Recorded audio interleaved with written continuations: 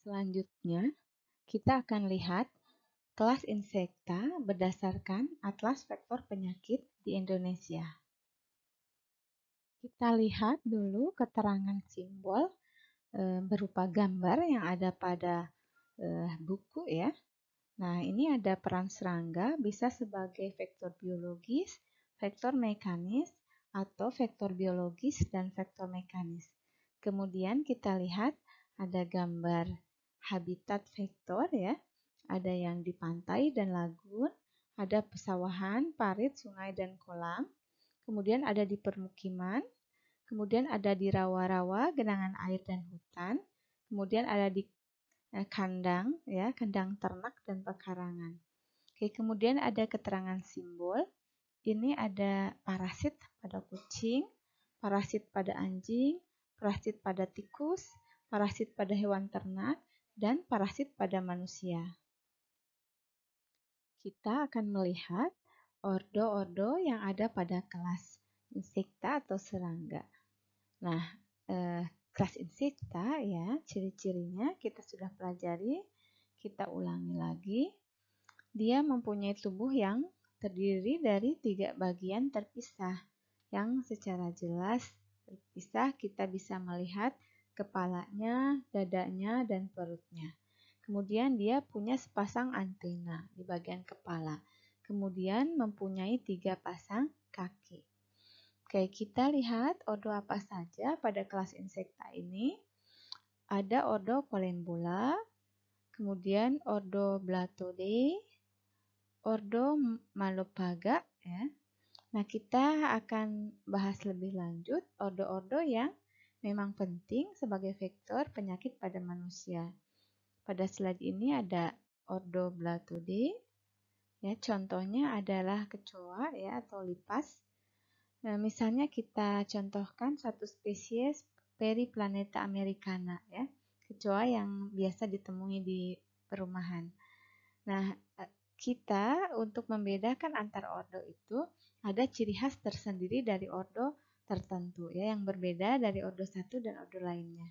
Pada ordo Blattidae ini, nah cirinya yaitu sayap depan ada modifikasi mirip kayu, dinamakan tegmina. Kita bayangkan ya dengan kecoa yang biasa kita temui. Nah, itu kan ada mirip kayu ya, sayap depannya begitu ya, ada modifikasi.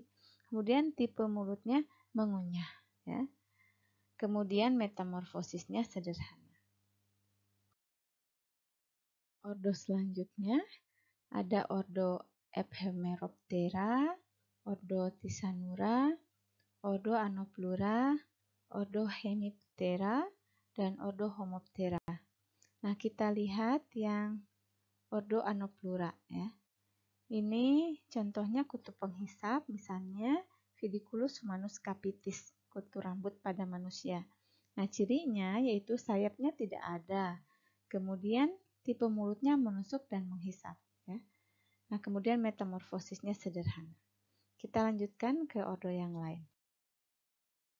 Ordo selanjutnya ada ordo Coleoptera, ordo Diptera.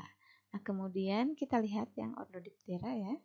Ini meliputi lalat dan nyamuk. Nah, ini adalah 2 serangga yang penting sebagai vektor penyakit pada manusia.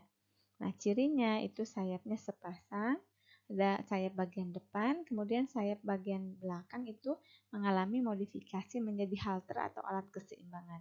Jadi, ordo Diptera ini adalah ordo yang paling bagus terbangnya ya, karena dia punya alat keseimbangan.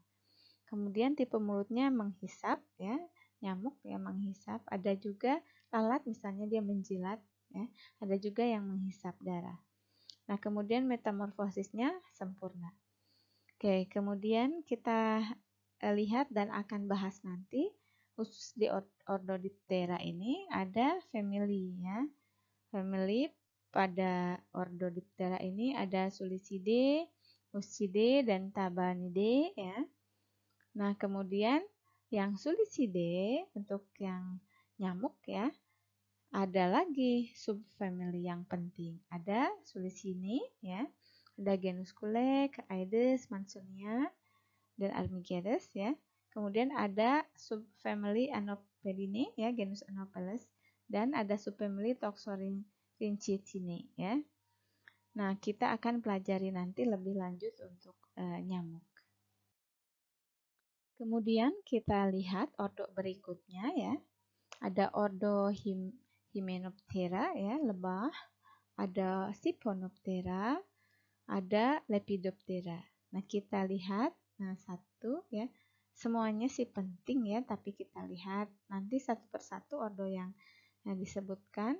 Kita singgung sedikit di sini mengenai pinjal. Nah, Siphonoptera.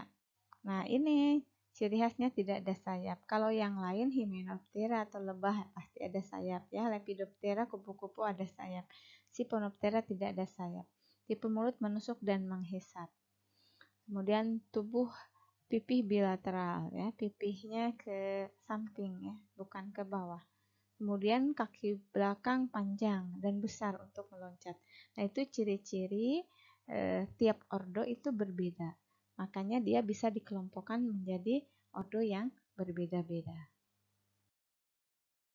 Nah, kemudian kita lihat spesies apa saja yang merupakan vektor penyakit di Indonesia berdasarkan buku vektor di Indonesia yang tadi ya, yang kita bahas.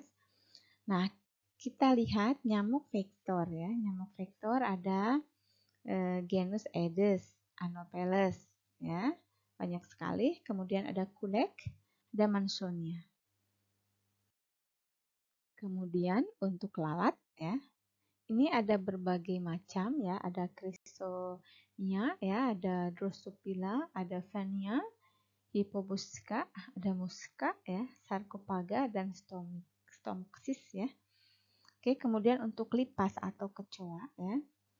Ini kita lihat ada berbagai macam juga, ada Blatella, Blatta, Neostylopiga ya, Periplaneta dan Supella.